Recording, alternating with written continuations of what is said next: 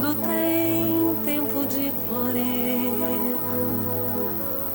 Vai à luta, Deus te quer feliz. Olha o céu, tem alguém ali. Vai com fé, não queiras desistir. Perdoando se alcança os céus e Deus vai te abençoar. Não te prives de crescer. Muitas flores vai escolher. Recomeça e vai viver.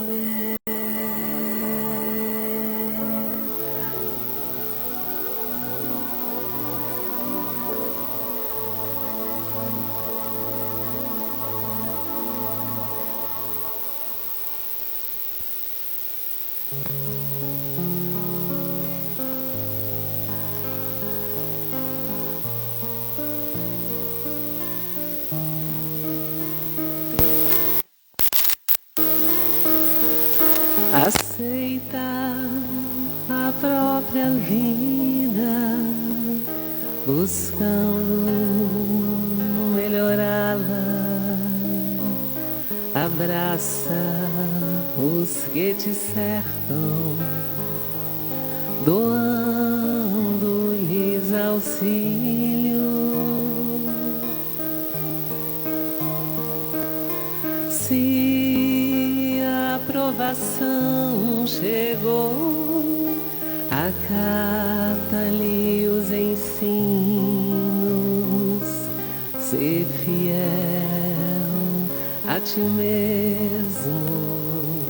Segue, serve, não temas, nada exijas, trabalha.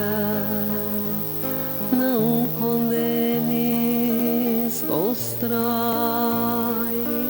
Se te aceitas como és, Deus te fará feliz.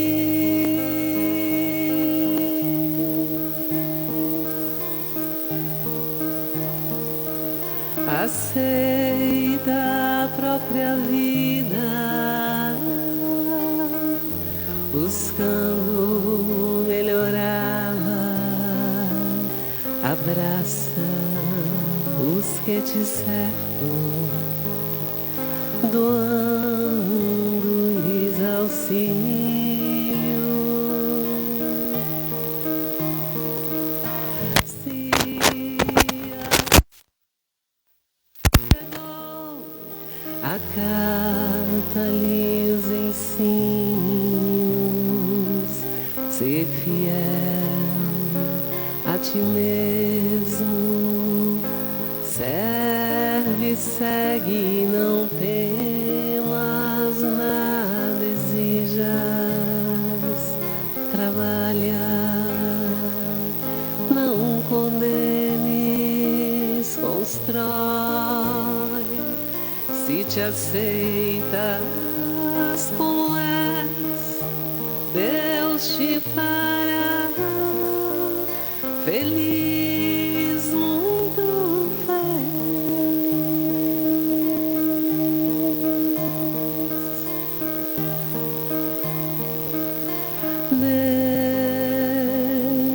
Deus te fará feliz, muito feliz. Dependerá somente de ti.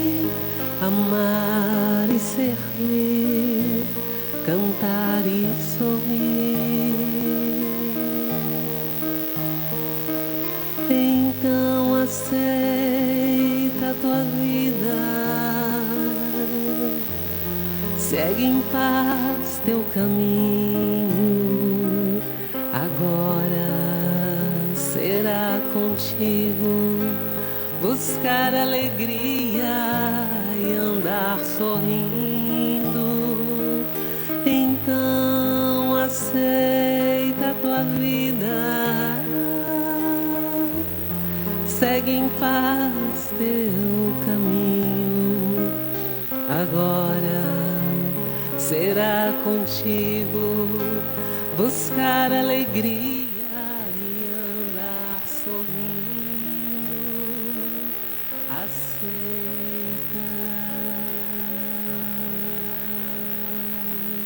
tua vida.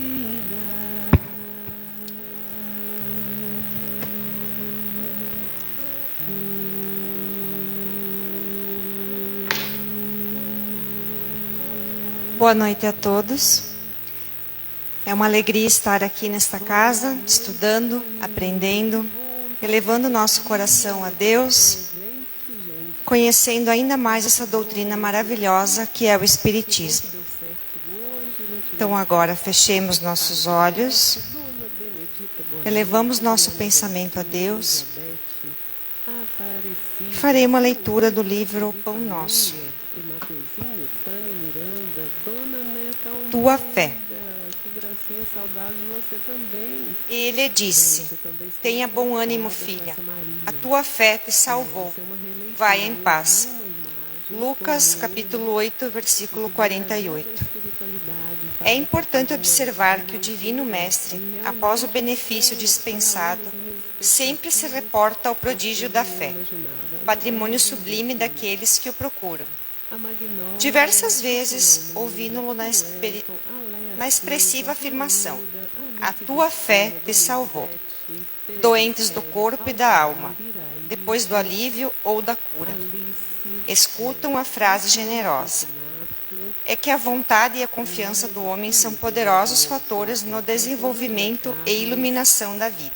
Luciana Gomes, Deise Maia, Tânia Miranda, Maria José Santos, Senhor, dá-nos amor puro, o respeito à tua lei, a disciplina benéfica, a assimilação dos bons exemplos, o acatamento dos mais velhos,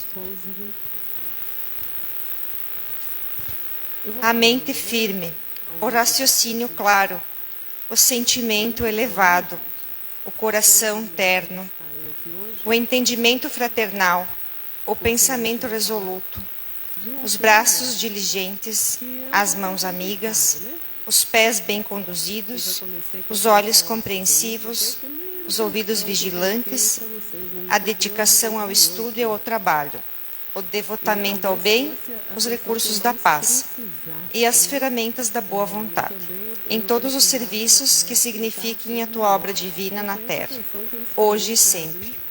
Que assim seja. Então agora eu passo a palavra para a nossa amiga Elisete, que vai fazer a palestra hoje sobre as leis morais em nossa vida. Vamos desculpando aí as coisas e a gente tenta ser melhor.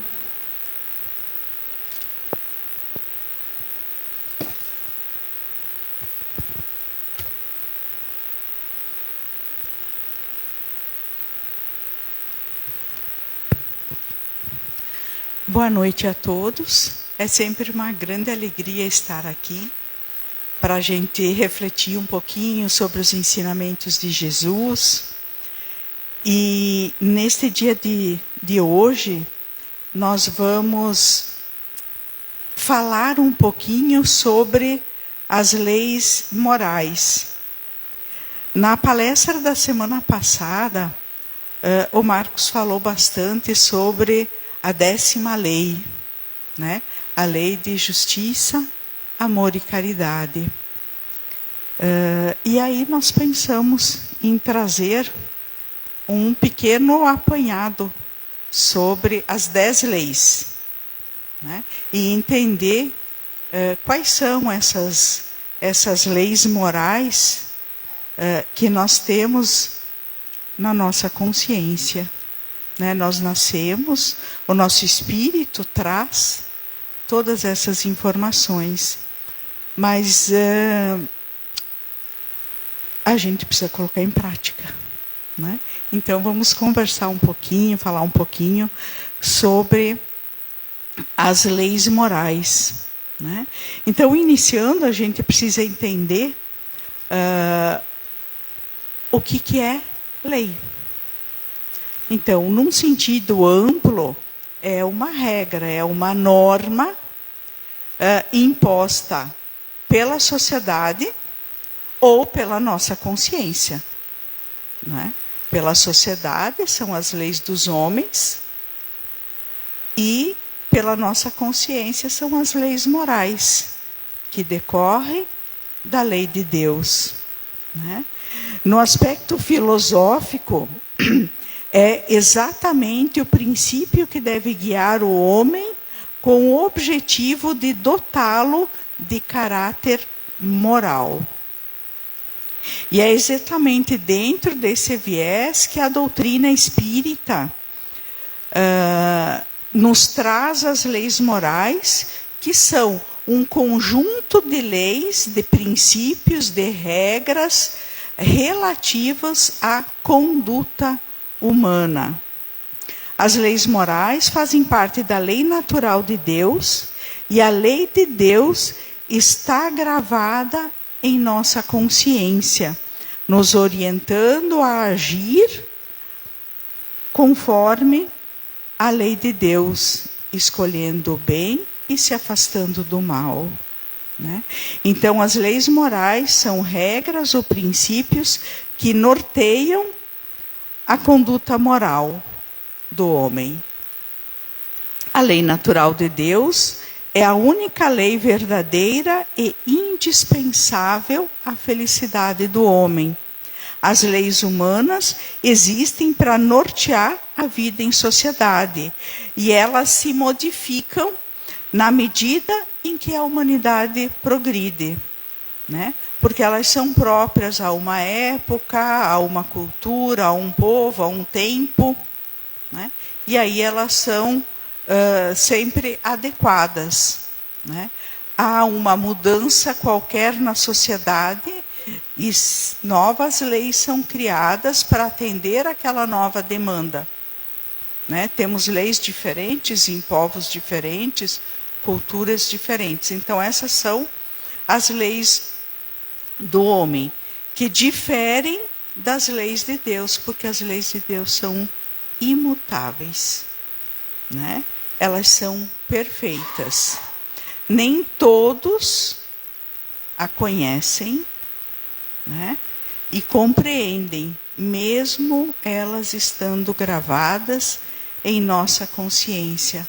Somente à medida em que a gente evolui, é que a gente cresce em inteligência e em maturidade espiritual, é que a gente vai conseguindo ter o alcance da lei moral. Né? Mas um dia, todos nós vamos entender, né? Porque nós estamos fazendo a nossa caminhada de evolução. E nós vamos, em algum momento, né? Já estamos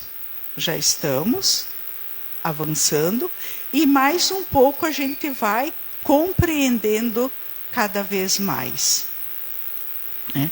As leis, a doutrina espírita, então, nos informa que a lei natural de Deus se subdivide em dois grupos: as leis físicas e as leis morais. As leis físicas são aquelas que regulam o movimento e a relação da matéria, que é o objeto de estudo da ciência para nós, né? E as leis morais referem-se então ao homem considerado em si mesmo e nas suas relações com Deus e com os seus semelhantes. As leis morais, como a gente já falou, trazem as regras da boa conduta, trazem as condições do homem identificar perfeitamente a diferença entre o bem e o mal, de modo que o homem possa se conduzir adequadamente na atual existência, sabendo como proceder, sabendo qual caminho tomar, sabendo se aquele caminho está ou não está em conformidade com a lei de Deus, se aquela conduta verdadeiramente leva à sua destinação, que é a felicidade. Então vamos voltar um pouquinho. diferenciar o certo e o errado. A gente faz isso. Talvez não em toda a profundidade que o termo exige. Mas a gente sabe quando a gente está fazendo uma coisa certa ou uma coisa errada. Não é? A gente sabe. Precisamos aprofundar ainda? Sim. Mas na nossa consciência nós já temos essa informação. E quanto mais nós nos atentamos àquilo que nós fazemos, nós melhor vamos entender qual é o caminho que nós precisamos tomar. Né? Se a gente parar quando está em dúvida e pensar o que Jesus faria se estivesse no meu lugar.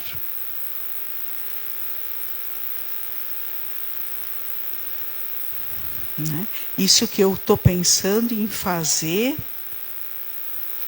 está de acordo com aquilo que eu entendo que Deus espera de nós?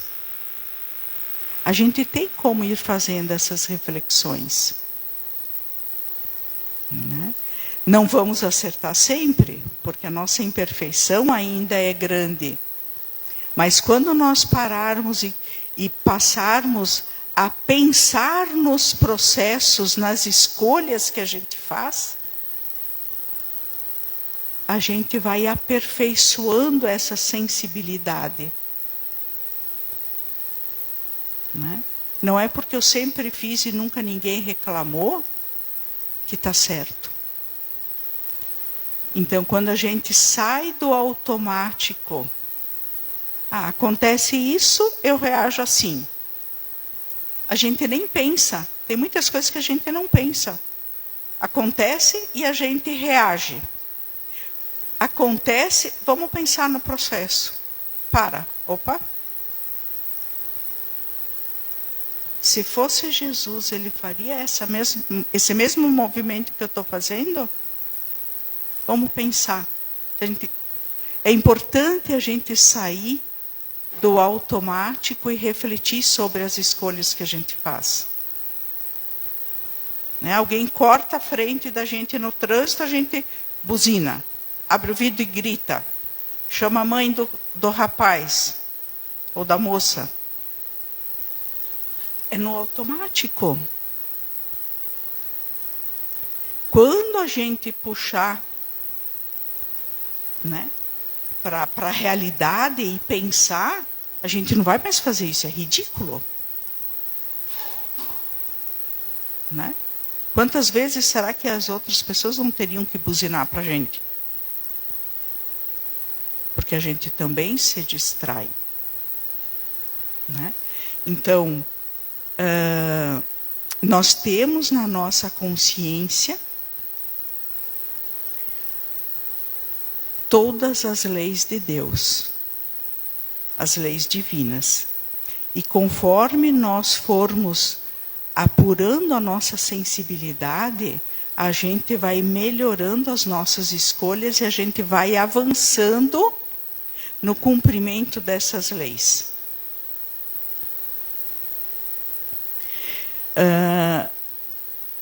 Então, essas leis morais, elas estão no Livro dos Espíritos.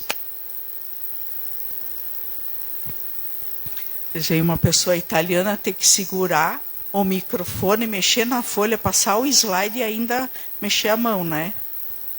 Não é fácil. Mas vamos lá. Então, vamos só ver da onde que vai sair essa reflexão que nós vamos fazer hoje à noite. O Livro dos Espíritos foi o primeiro livro publicado por Allan Kardec com o início da doutrina espírita. Tá? Se chamava O Livro dos Espíritos e se compõe de 1018 questões, tá? Divididos em 5 capítulos. Tá? Deste livro, derivaram outros 4, que compõem daí a doutrina espírita, toda a parte teórica da doutrina espírita. A primeira parte do Livro dos Espíritos, que vai da questão 1 a 75, e fala de onde eu vim, originou o livro A Gênese. Tá? Então, no Livro dos Espíritos nós temos toda a base da doutrina que depois foi melhor explicada em livros individuais. Tá? Então, da questão 1 a 75, derivou o livro A Gênese, que fala de onde eu vim. A Gênese, o começo, a origem. Né? Aí depois, da pergunta 76 a 613 do Livro dos Espíritos, está melhor explicado no Livro dos Médiuns, e que responde basicamente o que eu sinto. Livro dos Médiuns. Como eu entendo esses fenômenos de comunicação entre o plano espiritual e o plano material. A sensibilidade que a gente tem, as premonições. Tá? Aí depois, a terceira parte do Livro dos Espíritos, da questão 614 à questão 919, derivou o livro O Evangelho segundo o Espiritismo, Porque eu Sofro. E que aí contém as leis morais. O Evangelho segundo o Espiritismo, que é o que nós vamos estudar hoje. E depois, na última parte, das questões 920 a 1019, o livro O Céu e o Inferno, que diz para onde eu vou, que são as grandes questões do Espiritismo, né? Quem eu sou, de onde eu vim, o que eu sinto, por que eu sofro e para onde eu vou. Quando a gente entender todos esses questionamentos, a gente avançou significativamente no entendimento da doutrina espírita. Tá. Então,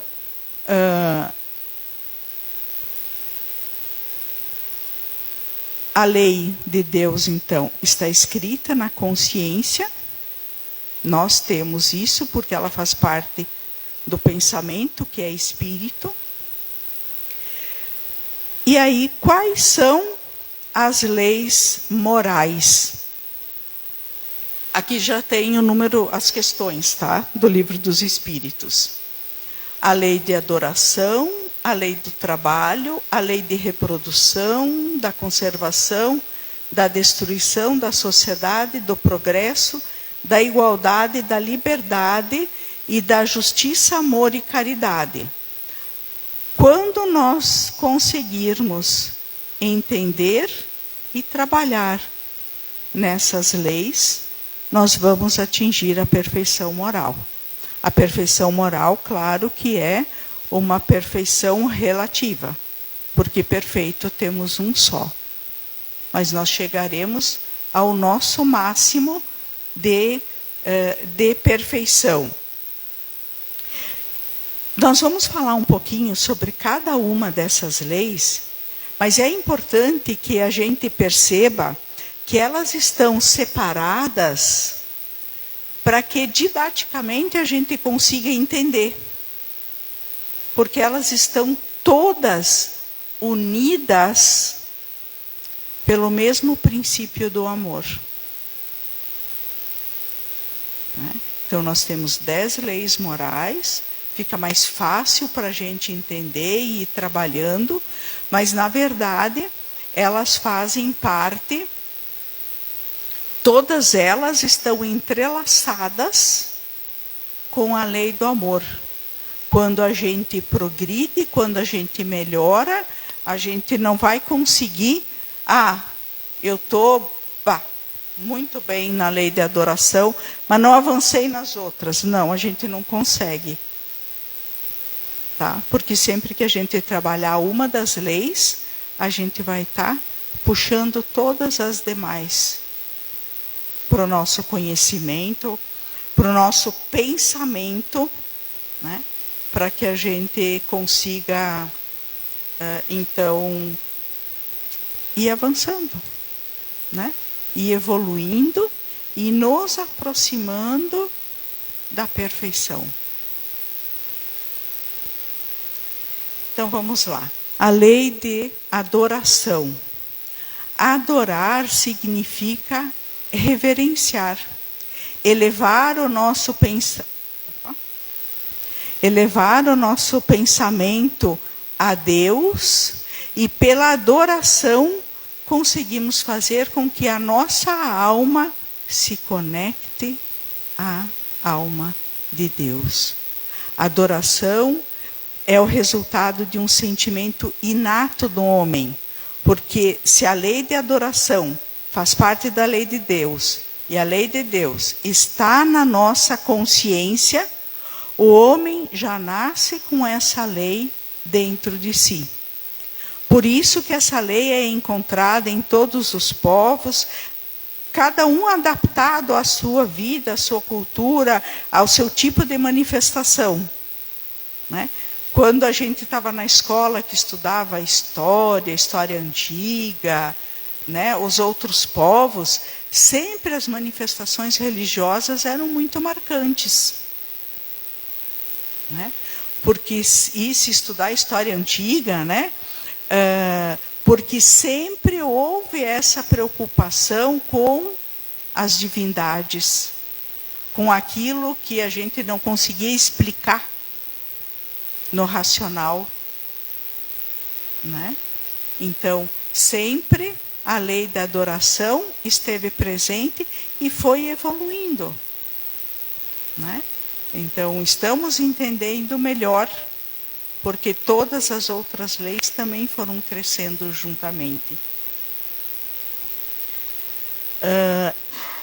Essa conexão com o Pai só é agradável a Ele, né, a Deus, quando ditada pelo coração. Se nós buscamos uma oração somente por obrigação, sem que a gente tenha o sentimento, a gente não consegue fazer conexão com Deus, né? Eu lembro quando a gente era pequeno, que a gente ia na missa porque mandavam, né? Chega uma idade, acho que todo mundo meio vai na missa quando pai e mãe mandam. Que valor tinha, porque a gente chegava lá e só ficava esperando a hora de ir embora. Às vezes a gente repetia, porque se o pai e a mãe estavam juntos, tu tinha que mexer a boca, né? Então a gente repetia, mas era uma coisa totalmente mecânica e que não brotava da gente nenhum sentimento.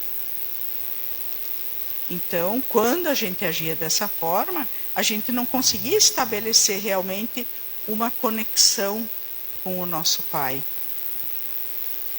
Mas ainda bem que depois a gente já vai aprendendo um pouco diferente, vai entendendo e dando valor, né?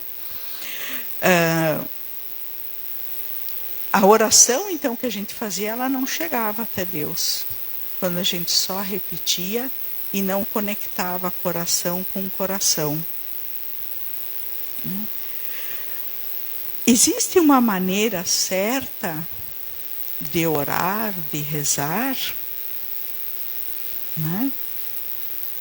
A gente precisa estar no nosso templo fundamental, que é o coração. A gente pode estar no trabalho, a gente pode estar no trânsito, a gente pode estar numa instituição religiosa, a gente pode estar em qualquer lugar, porque o que nós precisamos é conectar o nosso coração com o mais alto. Né? No trânsito, no trabalho, qualquer lugar. Eu preciso estar com a minha consciência conectada com Deus. Eu posso também orar de forma individual, quando a gente ora na nossa casa, no trabalho, ou de forma coletiva, quando se está num grupo, um grupo de oração, um grupo de palestra, né, um grupo de estudo. Isso, na verdade, não importa, porque o que importa para Deus é como está o nosso pensamento. Né? Está rezando sozinha, está no grupo. Porque às vezes a gente está em grupo, mas não está conectado. Está sozinho e está pensando nos problemas que tem que terminar de resolver. Né? Então, é a conexão, não tem assim o certo, não, tem que ficar lá e ficar no cantinho fechado, desligar a luz, não. Né? É a conexão que a gente precisa fazer. Né? Orar com simplicidade, com serenidade, com a oração que brota do coração. Quando nós louvamos, quando nós oramos, nós estamos fazendo um reconhecimento à grandiosidade de Deus, à grandiosidade do nosso Criador. Mas também, quando a gente ora, a gente precisa aprender o que pedir. Né? Porque muitas vezes a gente pede o fim das nossas provas. Aquela dificuldade que a gente está passando.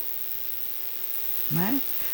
Ao invés de a gente pedir força, coragem, entendimento, sabedoria, né? Às vezes a gente pede para acabar o problema.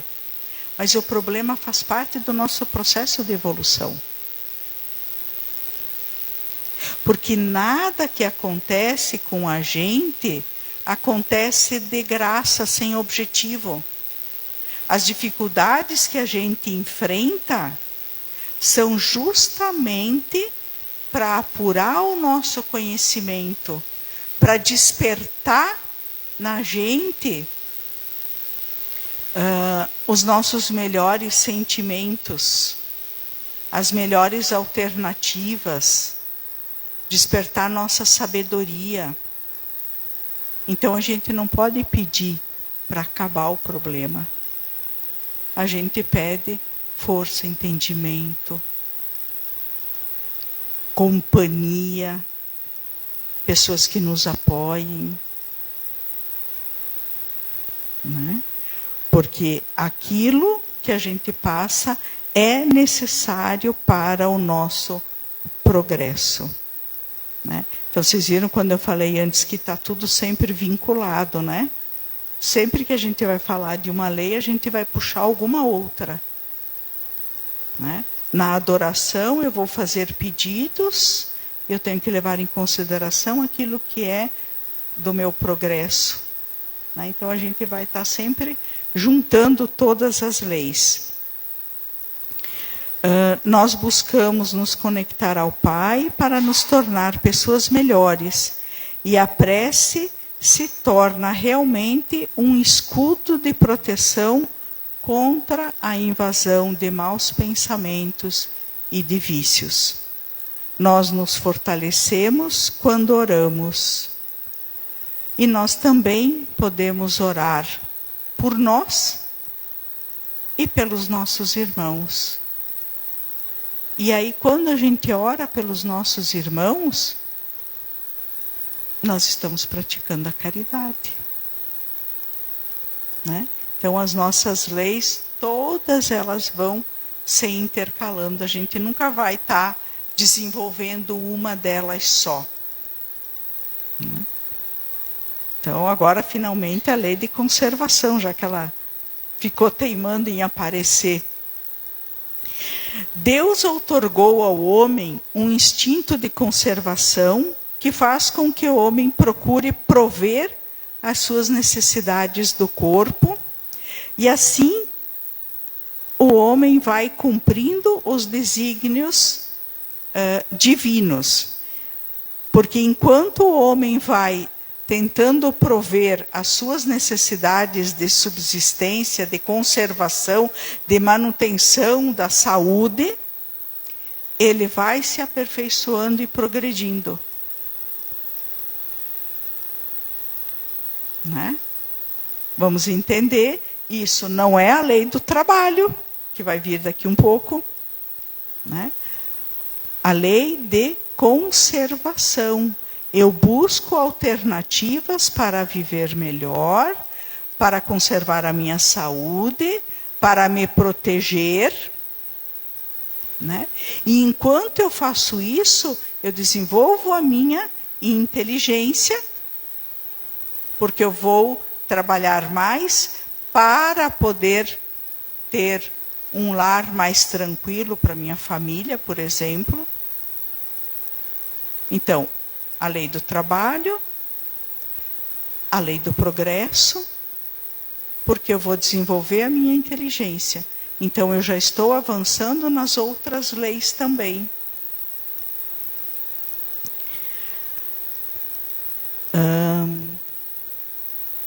Deus é tão maravilhoso que proveu a Terra com todos os meios de conservação que nós precisamos. Ele não iria nos colocar num planeta onde nós não tivéssemos as condições necessárias para o nosso desenvolvimento. Muitas vezes a gente acha que não tem tudo que a gente precisa. Né? Que a gente não tem, não consegue. Talvez porque a gente não tenha muita clareza entre o que é o necessário e o que é o supérfluo. Por isso que a gente sempre acha que está faltando alguma coisa. Mas se a gente pensar em lei de conservação, manutenção da vida, manutenção da saúde da nossa família, o nosso bem-estar, a gente tem excessos. Né? Nem sempre a gente consegue perceber o que é o necessário e o que é o supérfluo. E muitas vezes nós perdemos tempo, saúde, família, correndo atrás do supérfluo. Né? Porque às vezes a gente ainda tem aquela coisa de sempre quer um pouquinho mais, um pouquinho mais, um pouquinho mais. E às vezes esse um pouquinho mais custa caro. Né? Porque a gente perde muita coisa. O homem sempre quer mais, mas o planeta é perfeito e supre tudo o que o homem precisa para o desenvolvimento das suas habilidades e cumprindo o seu planejamento. Aprender a entender o limite entre o certo, entre o necessário e o supérfluo é uma tarefa que ainda nos aguarda. Né? Aprender a usar os recursos da natureza sem destruí-la, por exemplo. Né? Se a gente só pensar na questão da natureza, a gente já vai perceber que a gente não sabe diferenciar o necessário do supérfluo. Né? Avançando, avançando, avançando, destruímos a natureza e vai ser caro. Já está sendo caro a perda que a gente tem. Né? Então a gente precisa voltar a fazer essas reflexões. Né? Precisa sair do automático e pensar naquilo que a gente faz.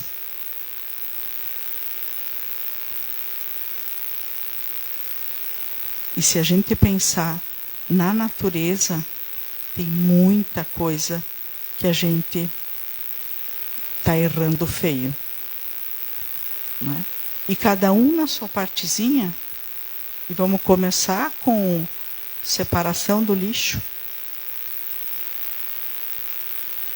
Né? Tem tanta coisa que está ao nosso alcance e que a gente não faz. Reaproveitamento. Porque onde que a gente vai pôr o lixo? A gente não tem fora para pôr, né? O planeta é a nossa casa. Não tem... vou pôr o lixo lá fora.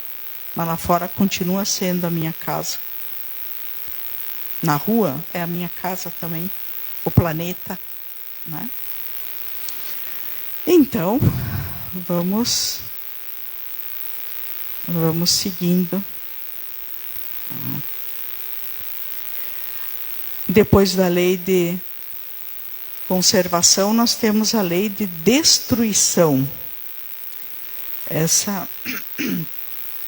Essa lei, ela assusta um pouquinho quando a gente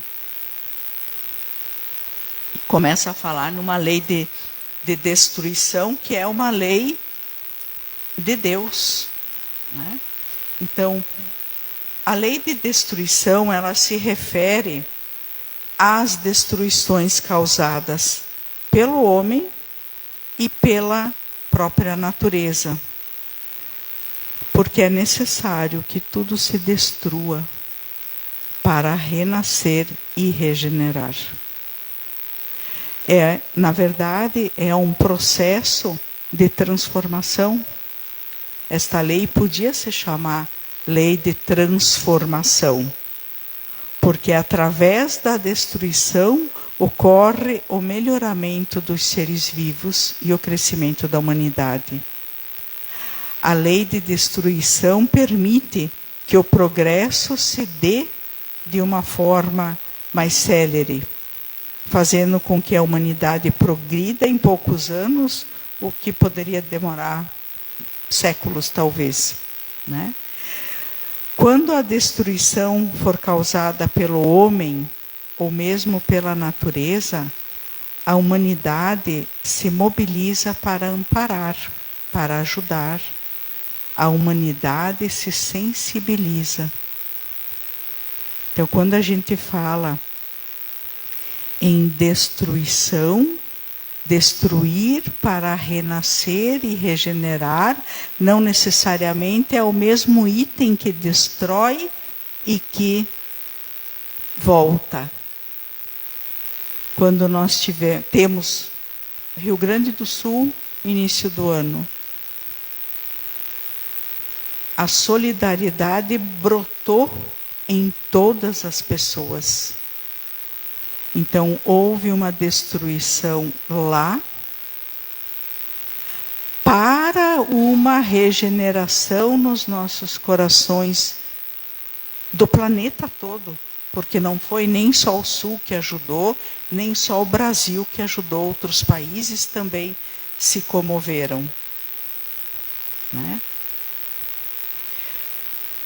E quando tudo está bem, né, sem grandes tragédias, nós ficamos absolvidos em nós mesmos, no nosso orgulho, nos nossos problemas, na nossa vida.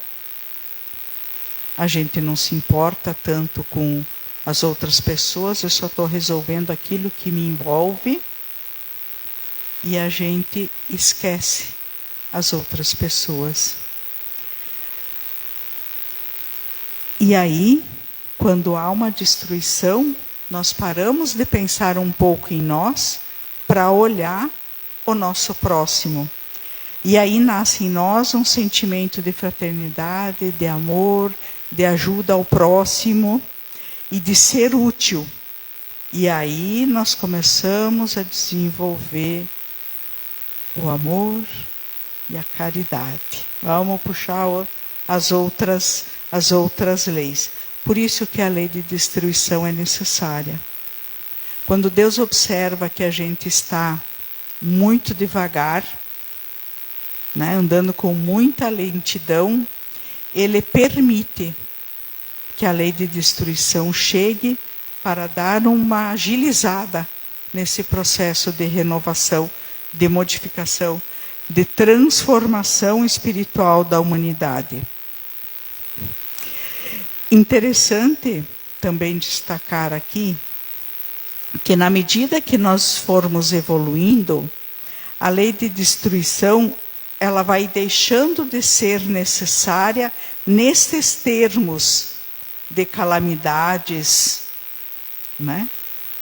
De guerras. Então, ela deixa de ser necessária e ela passa a ter um sentido de renovação moral. Então, a lei continua de destruição, mas não dessa forma como hoje ela se manifesta. Tá? Ela passa a ser num sentido moral, no sentido de eu destruir o homem velho, cheio de vícios, né? De pensamentos voltados ainda para o mal, né?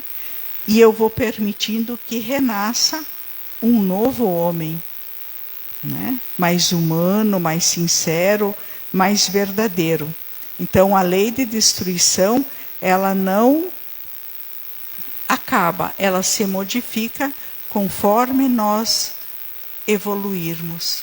Então, é destruir para melhorar, destruir para avançar. E nem sempre a gente aprende,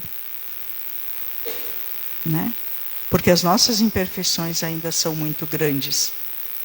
Porque se a gente voltar 5 anos e a gente for falar de Covid,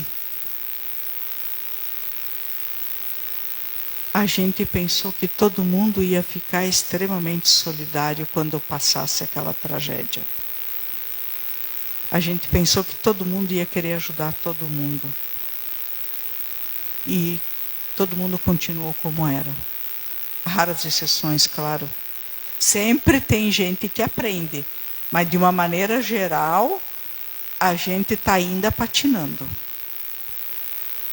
Né? Para ter um fato que foi grave, que não tem quem não se comoveu, mas que, na verdade, depois foi passando e a gente foi voltando à nossa rotina. Por isso que é importante a gente sair do automático e pensar os processos. Quando a gente puxa para a consciência, a gente revê. Né? Lei de liberdade. A lei de liberdade nos diz que é da natureza do espírito a libertação, a necessidade de se libertar. Né? Mas vejam que interessante que é essa reflexão. Quanto maior for a obediência nossa às leis de Deus, mais independente, mais autônomo, mais livre é a criatura. Né? Por quê? Porque a gente se desliga do aprisionamento que a gente tem agora às matérias, à matéria. Então, quanto mais nós entendermos a lei de Deus, quanto mais a gente trazer para a nossa prática as leis de Deus, mais livre a gente é. Por quê? Porque eu não vou estar preocupado com a matéria. Eu não vou estar buscando as coisas que são da matéria e que eu não levo para o plano espiritual. Porque o que eu levo para o plano espiritual? Aquilo que eu evoluí. No caixão a gente não leva nada. É o corpo que apodrece, que foi um instrumento que serviu para o nosso aprendizado necessário aqui. Mas depois a gente parte com aquilo que a gente evoluiu. E a gente vai voltar numa outra existência com aquilo que a gente aprendeu, com o somatório de tudo aquilo que a gente aprendeu. Então, quanto maior for a nossa obediência, o nosso conhecimento, o nosso entendimento, mais independente, mais livre nós seremos. Porque nós deixamos de ser escravizados à matéria, aos vícios, mais vinculados, ficaremos menos vinculados e escravizados às paixões inferiores que hoje nós temos. Diferentemente de quando nós seguimos a lei de Deus, porque tudo que nos prende ao mundo material não terá impacto, não terá força sobre mim, e eu serei realmente livre. A doutrina nos esclarece que enquanto estamos ainda nessa condição de espíritos inferiores, imperfeitos, nós não podemos gozar de liberdade absoluta. Nós temos direitos a respeitar, e todas as vezes que eu tenho os direitos a respeitar, eu sei que eu não posso fazer tudo o que eu quero, porque qualquer prejuízo que eu cause ao meu semelhante não ficará impune à lei de Deus.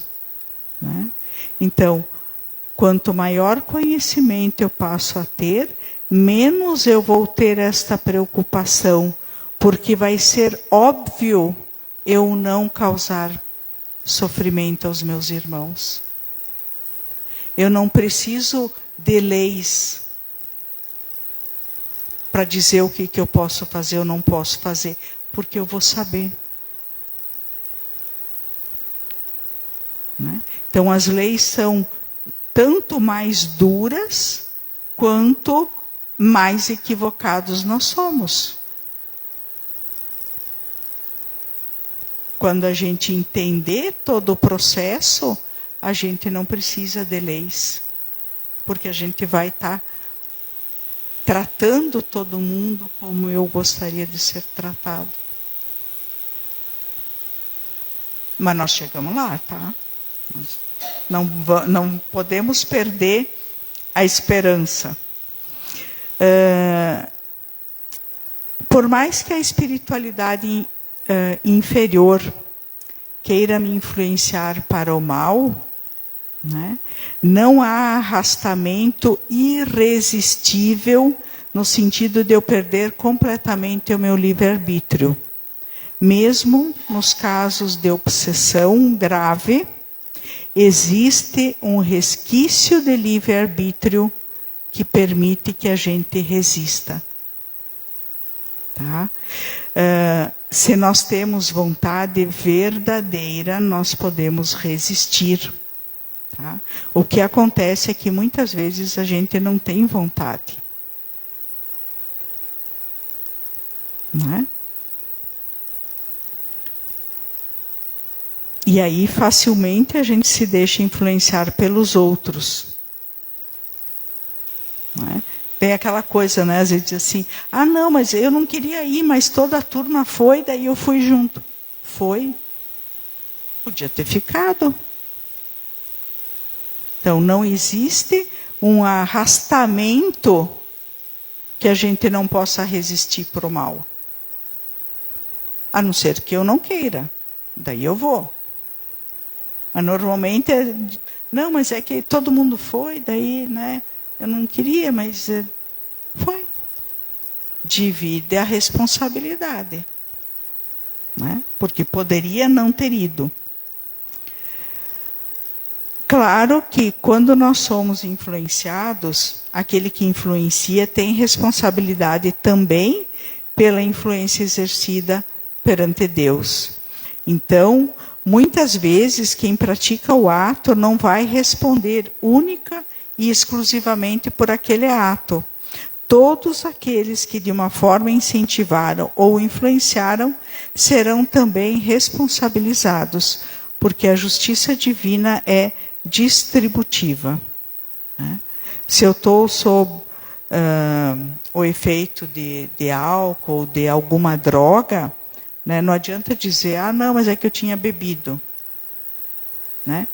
Erro duplo, porque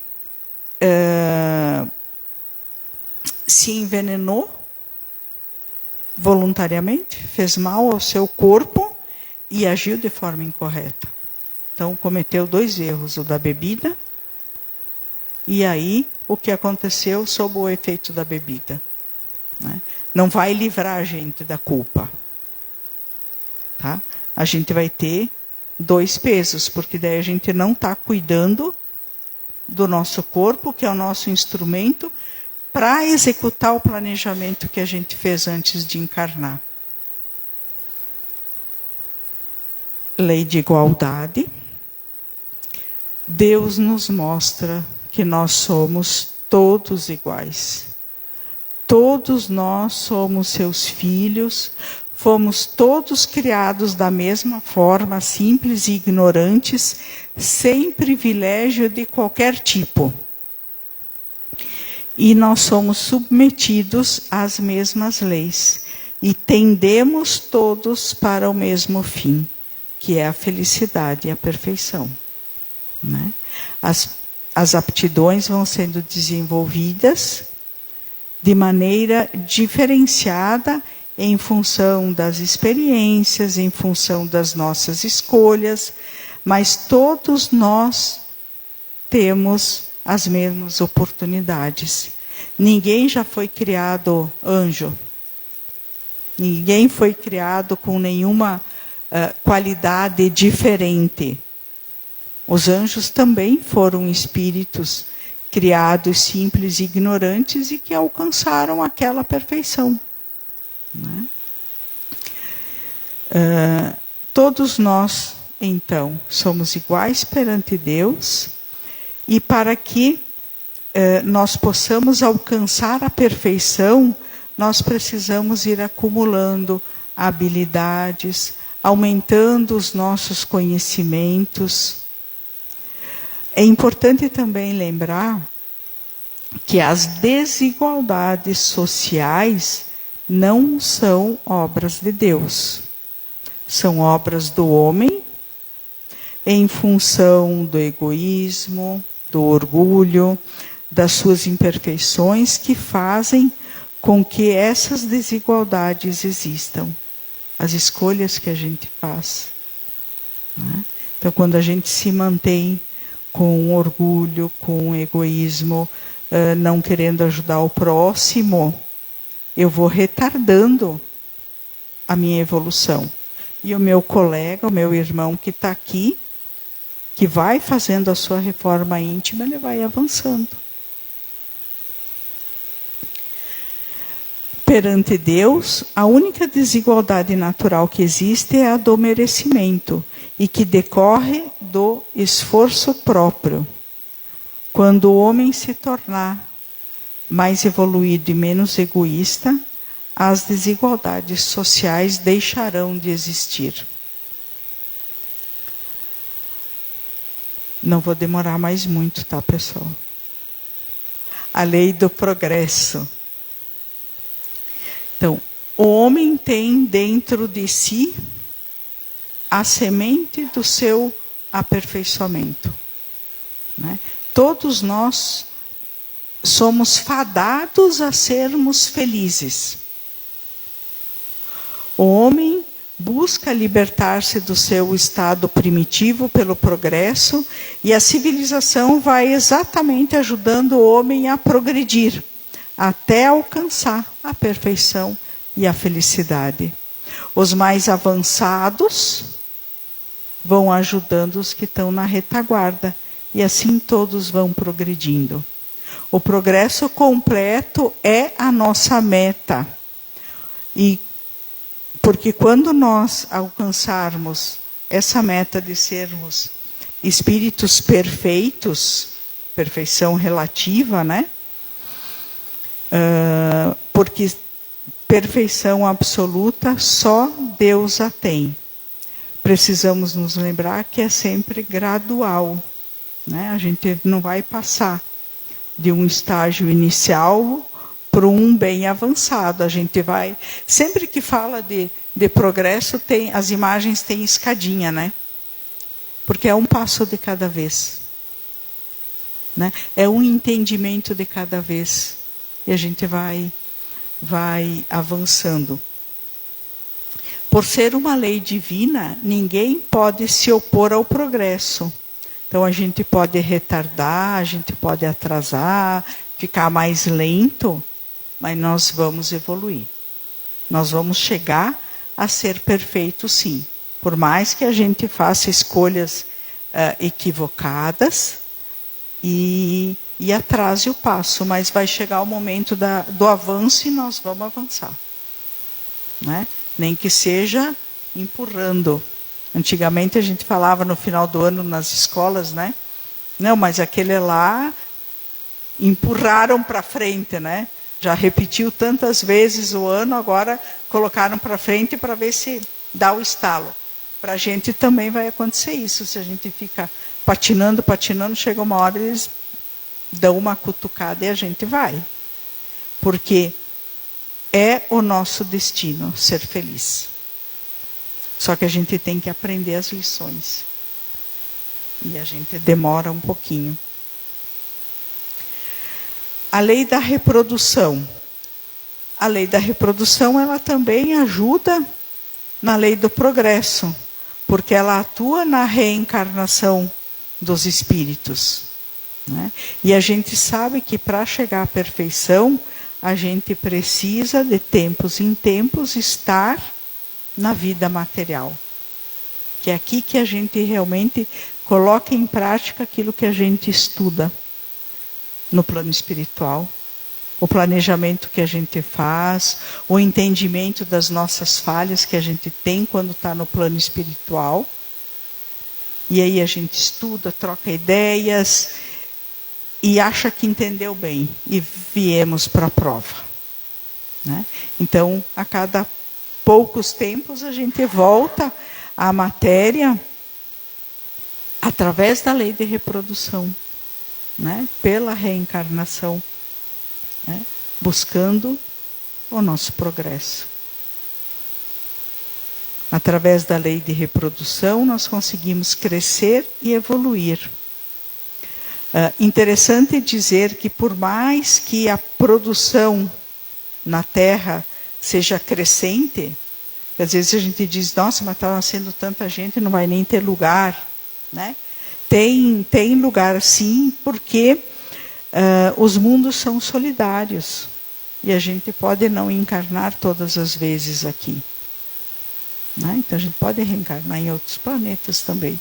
Então não vai ter problema de sobrecarga, né? Excesso de pessoas. A lei da sociedade. Nós fomos criados para viver em sociedade. Por quê? Porque é através do convívio com o outro que a gente pode progredir. Então, vocês viram que as leis elas vão se misturando. Né? Viver em sociedade, viver em família. Por quê? Porque a gente precisa progredir. E como é que eu vou progredir sozinha?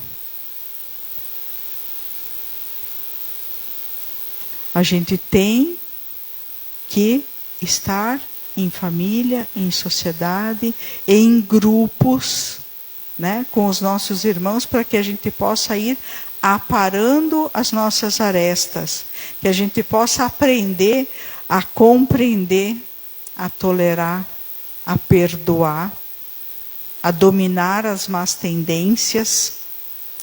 E isso é o convívio social que vai me permitir. Porque se a gente ficar sozinho, a gente não vai... Como é que eu vou aprender a ser tolerante? Né? Como é que eu vou aprender a perdoar? Nós precisamos viver em sociedade. Né? E também é através do convívio que a gente pode ajudar os nossos irmãos que naquele momento estão com dificuldades maiores do que as nossas. E aí já entrou a caridade de novo, né?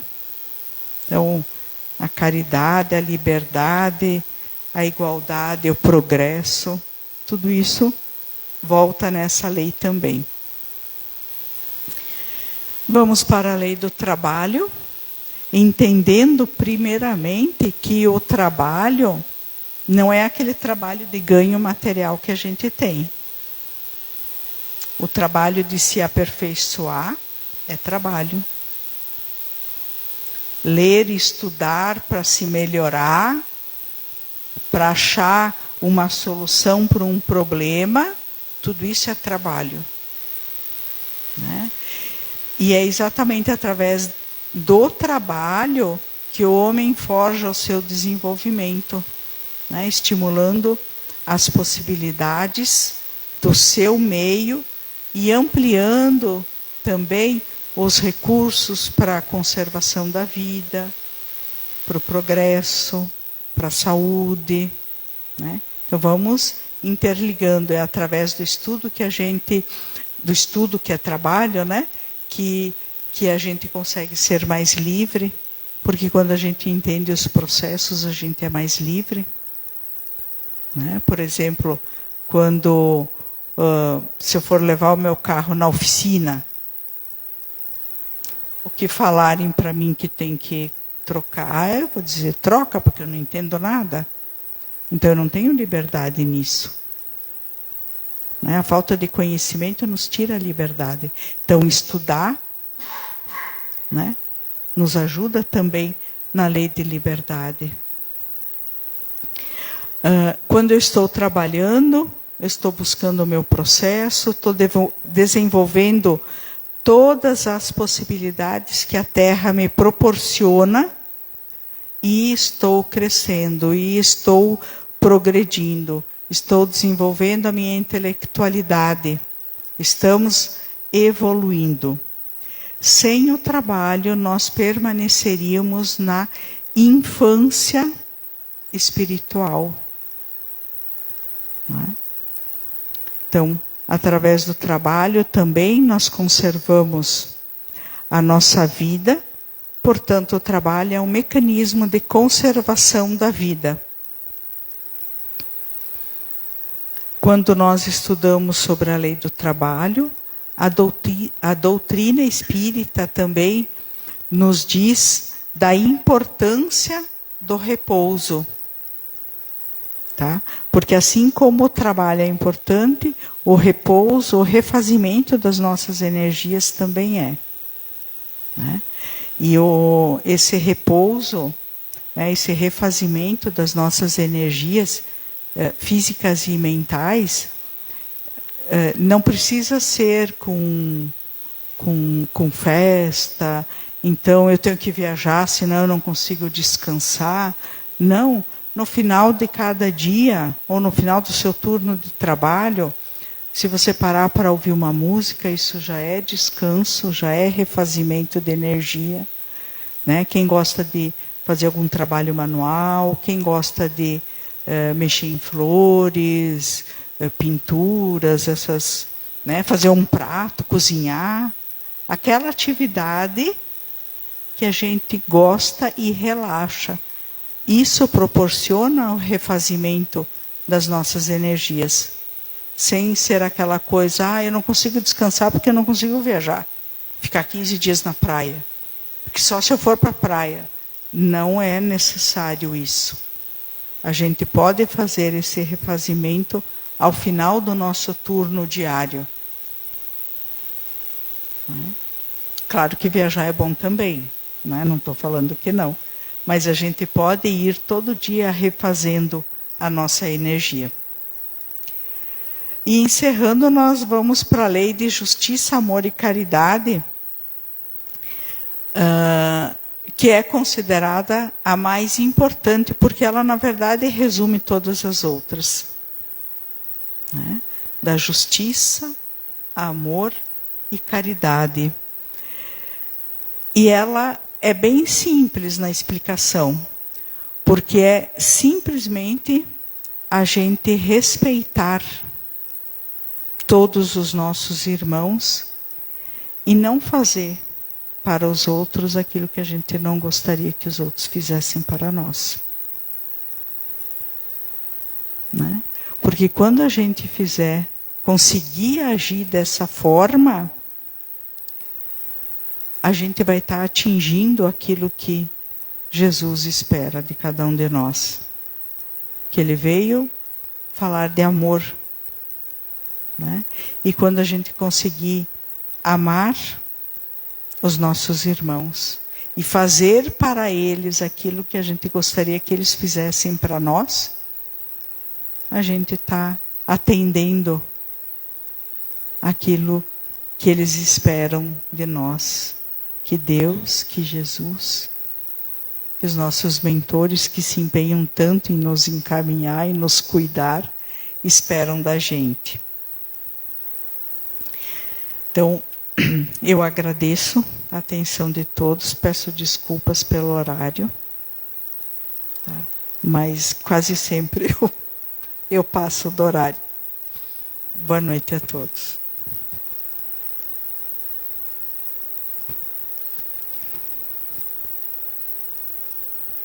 Vou voltar para o fim da fila.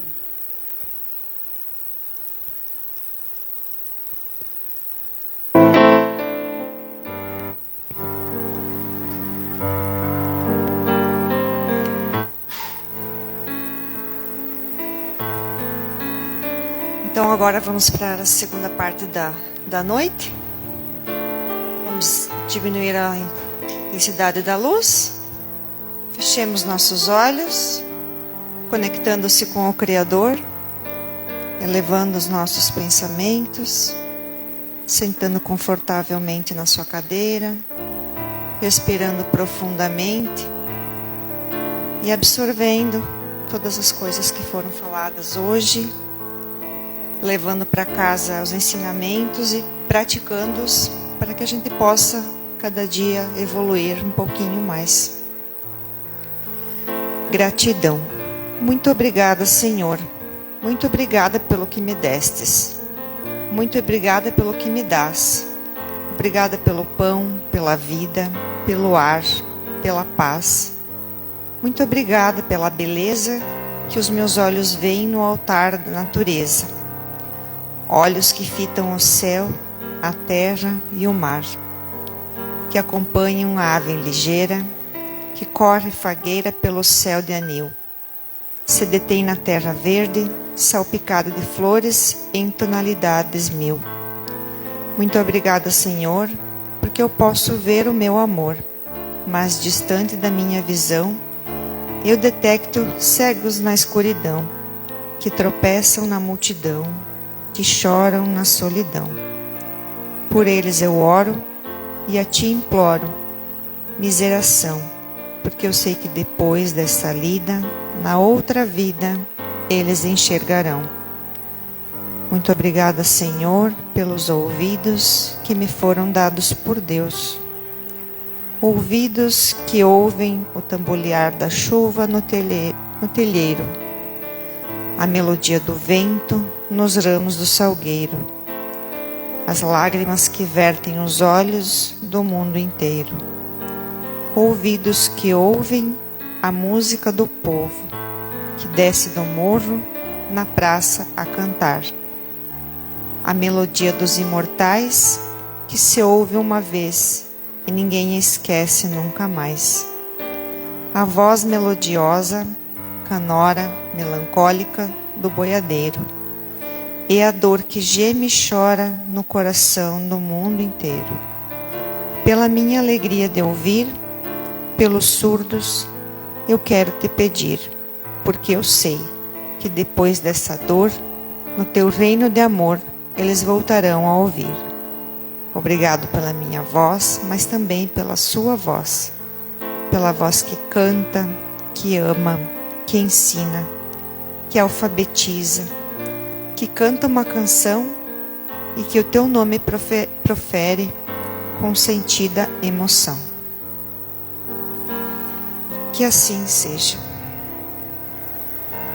Obrigada a todos pela presença e aguardamos vocês na próxima quinta-feira, nesse mesmo horário, às 20 horas. Boa noite.